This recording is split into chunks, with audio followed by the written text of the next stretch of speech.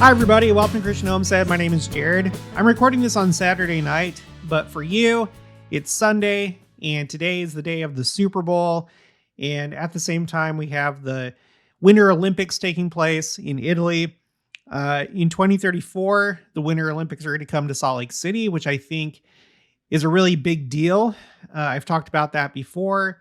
The day that it was announced that the Olympics were going to return to Salt Lake just happened to be on Pioneer Day. And on that day, there was a fire, a wildfire that was taking place behind Ensign Peak. And I talked about all the symbolism behind that. But it just happens every single time. And I guess we'll get a break once the Olympics come to Salt Lake. We're not going to see this kind of stuff. But like the opening ceremonies, I don't know for how long, but they're basically just unwatchable. And with the Super Bowl, same thing with the halftime show. I can't remember the last time I watched a halftime show and enjoyed it and wasn't just bombarded with evil imagery and lyrics. And the world is so broken. So let's talk about the Olympics first. And then let's talk about this halftime show, because I feel like these are among the signs of the times. It goes to show you just how evil the world is right now, the level of wickedness. So I was looking through X. You can always expect to find uplifting things there. And I came across this from Mario Nafal. Some people say the Olympic Cauldron, some people say the Olympic Cauldron is a satanic pentagram. Others correct that it's Leonardo da Vinci's knot pattern. One side screaming revelation on the method, while the other side insists it's a 500-year-old art reference. One question, if it's a knot, why make it so devilish looking with the fire and all? Just saying. Which do you think it is?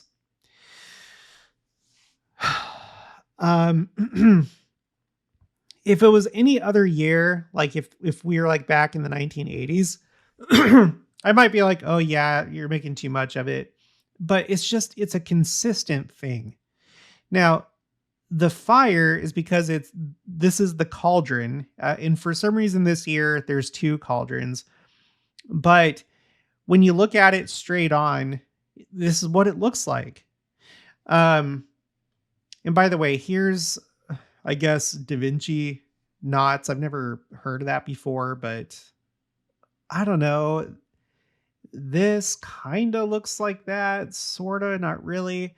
Here's some other ones down here.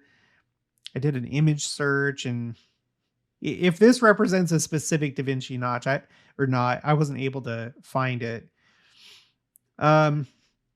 Here's some other views. So this thing, it's like I said, there's two of them. There's this one, and then there's this one, and they're spherical in shape. And they started out kind of like contracted, but then they, through mechanical means, they like extended out, like the ball expanded. And so I don't know, make of that what you will, but this is what it looks This is what it looks like when it's all said and done, and when the fire is going. So it doesn't look too good to me. I came across this too on X. I don't know what kind of shenanigans are going on here. This is Jimmy King turning on Peacock's coverage of the Winter Olympics on a cold Saturday morning, and this is the first thing I see. And yeah, I'll put the link for this below if you want to watch it. It's a bizarre thing to have on network TV. I mean, maybe not now in 2026, but it just feels like all sense of decency and professionalism has just gone out the window, and we're never going to see it again. Now, this year's Olympics and the opening ceremony isn't nearly as bad as the Olympics in Paris, which was absolutely horrible. There's many different things that I could point to, but this was among the worst. This was criticized as a mockery of the Last Supper, which uh, people said, no, this isn't the Last Supper. This is, whatever. I know what I'm looking at. This clearly resembles the Last Supper. You can use words, you can, gaslight and try and convince me that no, this is something else. This looks just like the Last Supper. And even if it wasn't, the imagery here is horrible. It's despicable. It makes me think of this. So let's go to Elder Bruce R. McConkey's Millennial Messiah. And it made me think of this. All right, this section is called Noah and the Second Coming. The Son of Man shall come, Jesus said, but of that day and hour no one knoweth. No, not the angels of God in heaven, but my Father only. Then he gave us one of the great signs whereby the general time of his return might be known. But as it was in the days of Noah, so it shall be also at the coming of the Son of Man, he continued. For it shall be with them as it was in the days which were before the flood. For until the day that Noah entered into the ark, they were eating and drinking, marrying and giving in marriage, and knew not until the flood came and took them all away. So shall also the coming of the Son of Man be. This similitude lets us know that the normal activities of life will continue unabated until the day of the cleansing comes. And also that these ordinary activities will be as evil and wicked as they were in that day when men were drowned by the flood, lest their evil deeds further offend their Maker. And then later on, I want to read this part. Let's see, maybe it's the next page. What was it in Noah's day that caused such an outpouring of evil to cover the earth? Note it and note it well. It was their marriage discipline, their disregard of proper family relations, their gluttony and their drunkenness, all of which led to wars and carnality and corruption. When Noah cried repentance to the people, they said, "Behold, we are the sons of God." They claimed for themselves the blessings of true religion, though they lived after the manner of the world. Have we not taken unto ourselves the daughters of men? Men were marrying out of the church because they preferred a lewd and lascivious way of life rather than the one decreed in proper matrimony. And are we not eating and drinking and marrying and giving in marriage? Theirs was a life of gluttony and drunkenness. Our wives bear unto us children, and the same are mighty men, which are like unto men of old, men of great renown. And then he continues. I'm not going to read more. You can pause and read, but you get the idea. I feel like this is just an artistic depiction of the state of the world right now and the level of wickedness that we've reached. And it's not just the Olympics. I feel like, I'm sorry if you're from Europe, but I don't know if you would agree with me or not, but it feels like it's especially bad in Europe when it comes to these bizarre, quote unquote, ceremonies. It always has to have the most strange, evil looking, bizarre imagery and performance that just makes your skin crawl. This was the opening ceremony of the world's longest tunnel, at least at the time, in Switzerland. And it's one of the strangest things I've ever seen. And when I say strange, I also mean evil, creepy, dark, just horrible.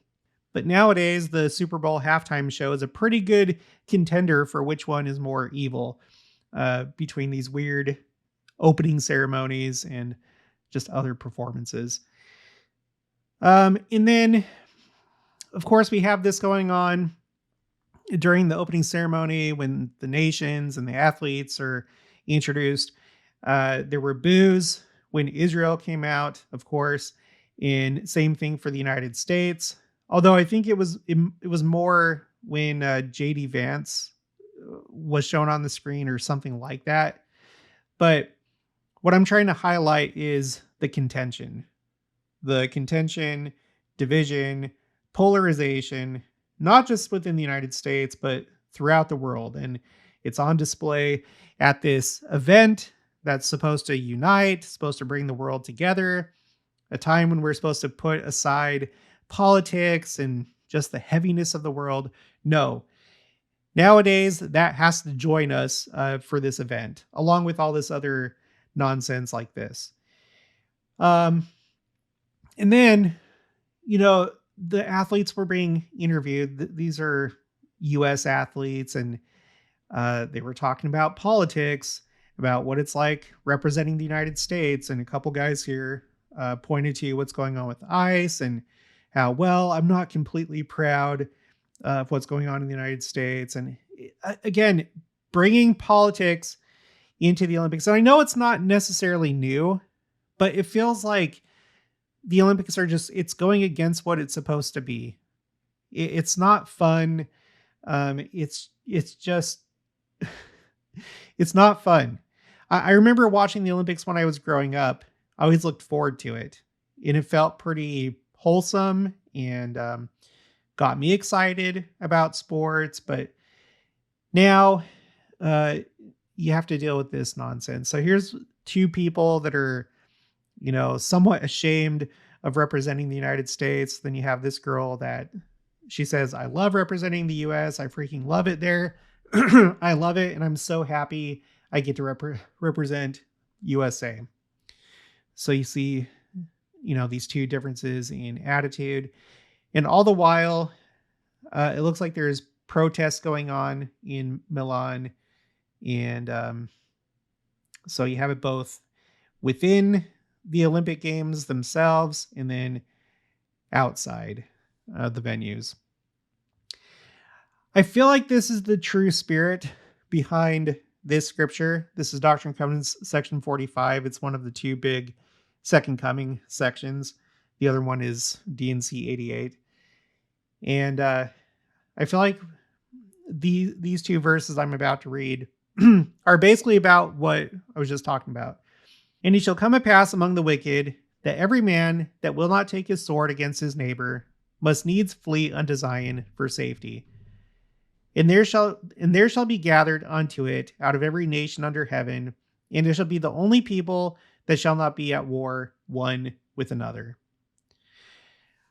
A lot of people will read this and think that the entire church has to come to Jackson County or to Adamonte-Yaman in Davies County, and that you'll find physical safety while World War III or a second American Civil War is going on. And that's what this scripture means. I suppose that could be partially what it means. I don't tend to think so. I think it's more about all this craziness in the world, all this contention, all these different political tribes and social issues and people warring with each other over ideas and beliefs and identity and all this stuff. So now let's talk about the Super Bowl. Came across this breaking. There are reports of large walkouts being planned during Bad Bunny's Super Bowl 60 halftime performance. This comes amid growing political backlash and alternative programming tied to his upcoming show. Okay, so we have to have the division during the Super Bowl. Another event that probably should unite the United States, as we all enjoy some football. It's basically the only football game I watch during the year. I don't have time to watch sports. I'm not against watching sports, but I personally don't have the time for it. So I watch this one game. I look forward to it, but I always have to brace for the halftime show and sometimes just step away because it's so evil. So before we get into some of the details of that, like this walkout that's going to take place, you guys, music is dead. It is dead. I love watching this channel from time to time. This is Rick Beto. This video is called The 2026 Grammys Proof Music is Getting Worse. And he gives the example of the 1984 Grammys and how you had the top nominees for top song of the year. And every one of those songs you would recognize. They're still played to this day. I guarantee every single one of you knows those songs. Two of them were from Michael Jackson. One of them was from Sting. The other one was She's a Maniac. I can't remember the name of the artist, but we all know that song. It's a classic from the 80s. And then I can't remember the other one off the top of my head. I watched this a couple days ago.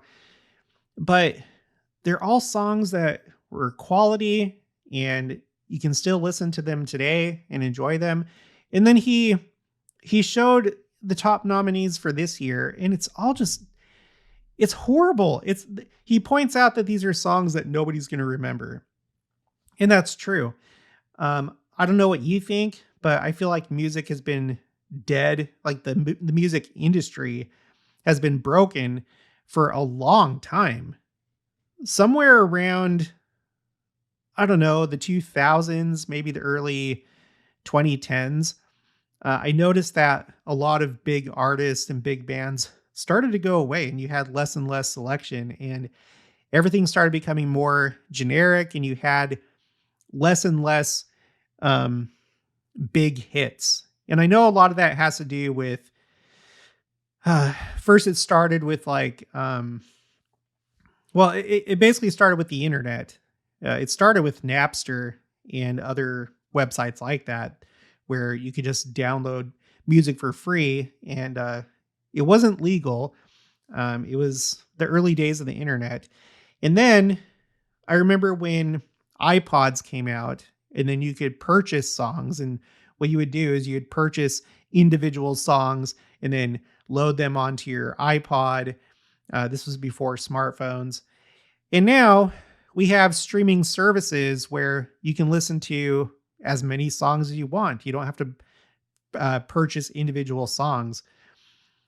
You can listen to anything that's within the library, and it's amazing, but it's obviously had an impact on the music industry. That's probably one of the big things. But I also tend to think that another factor is that the world is just becoming more evil, and our ability to create wholesome music or music that has a wide appeal, that doesn't just sound evil. It's actually good for a general audience. And I feel like we're losing our ability to produce good entertainment, whether it's music, TV, movies. And I think some of that has to do just with evil on the rise. Okay, so this Bad Bunny Super Bowl halftime show. I don't even know who this guy is. I've never heard of Bad Bunny before. But he's going to be the one that's singing. Puerto Rican superstar. Maybe that's why, because I don't listen to Puerto Rican music per se. Puerto Rican superstar Bad Bunny, who has been tapped as the show's headliner, has attracted an unprecedented level of criticism for his outspoken opposition to U.S. immigration policy. So there it is. Can't just enjoy a football game. You have to bring politics into it. It's not exactly new. Halftime performances have a history of sparking controversy, from Janet Jackson's infamous wardrobe malfunction in 2004. Well, that was a malfunction. It wasn't, politics. To the live debut of Beyonce's Black Lives Matter anthem, Formation, in 2016. But this year's show ignited debates before Bad Bunny, it says, look at this, the most streamed artist in the world. I've never heard of this guy, who primarily performs in Spanish, even took the stage. Republicans balked at his politics, with an Alabama senator dubbing it the quote-unquote woke bowl. U.S. President Donald Trump called Bad Bunny's selection absolutely ridiculous, quote-unquote, and the Speaker of the House summed it up as a terrible decision, quote-unquote. The pushback even sparked a competing halftime event from conservative organization Turning Point USA, which will air an All-American Counter program during Bad Bunny's set that'll be headlined by Trump ally Kid Rock.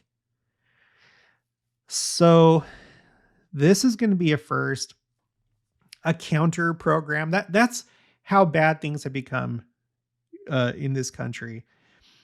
And really not just the United States, but the world. It's not a uniquely US problem. But it's gotten to the point where we have counter programs to the halftime show. Oh my gosh. Oh my goodness. Um, these are signs of the times. It's kind of silly, but it highlights the division. It highlights this. Every man that will not take up his sword against his neighbor must needs flee to Zion for safety. So it's like either be part of the church and be part of a Zion people that are ideally, not that we're perfect, but trying to be harmonious, trying to get rid of contention, trying to be united and being one in being disciples of Jesus Christ. It's either do that or be in the world and be part of this war, this social madness that we're seeing in the world, social and political and everything else. At a press conference on Thursday, the 31-year-old hinted that his performance would be more about unity and healing than spreading division. Well, I guess we'll see. I don't have high hopes for it. Under this section called Profoundly Political, Bad Bunny's presence on the halftime stage is profoundly political, quote unquote, said Vanessa Diaz, professor at Loyola Marymount in Chicano and Latino Studies and co-author of, I'm not going to say that, How Bad Bunny Became the Global Voice for Puerto Rican Resistance. While pop punk band Green Day will join the performance, because they're not political at all, he will be the first artist ever to perform the halftime show entirely in Spanish. The performance is one of the most watched music events in the world, often drawing more than 100 million viewers in the US alone.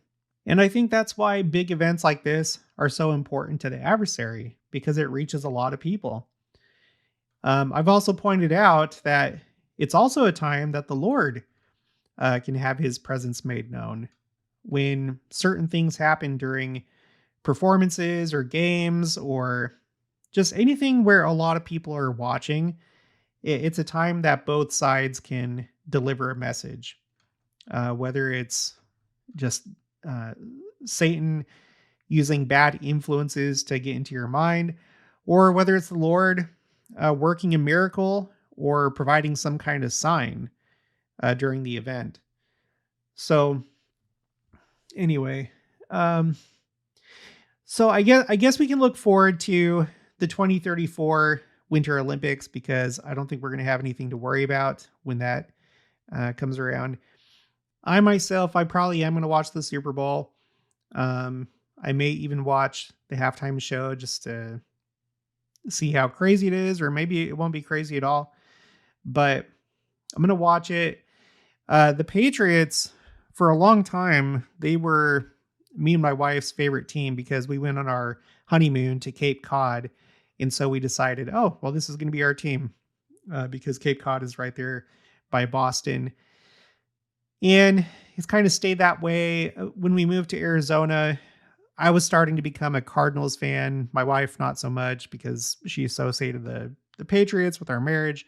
So I was kind of like, I liked them both.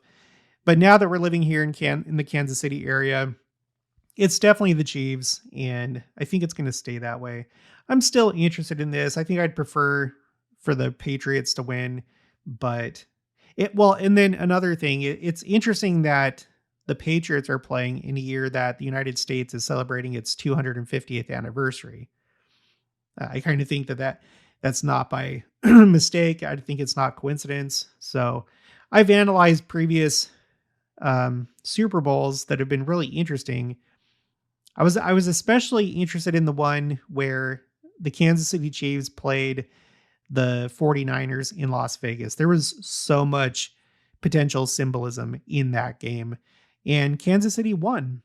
I viewed Kansas City as being symbolic or representative of the team of the New Jerusalem, because Independence is here in the Kansas City area. It's a suburb of Kansas City. And you had the 49ers, which come from a city that isn't known per se for righteousness. Same, and then they were playing in Las Vegas, that has the unofficial nickname. Well, actually, it's probably the official nickname, Sin City. And that game was really, really close. The Chiefs just, well, I think it was that game. It went to like, I think, double overtime, and then the Chiefs won. And I don't know. It was an interesting Super Bowl. But anyway, that's going to be it for this one. I'll talk to you guys later.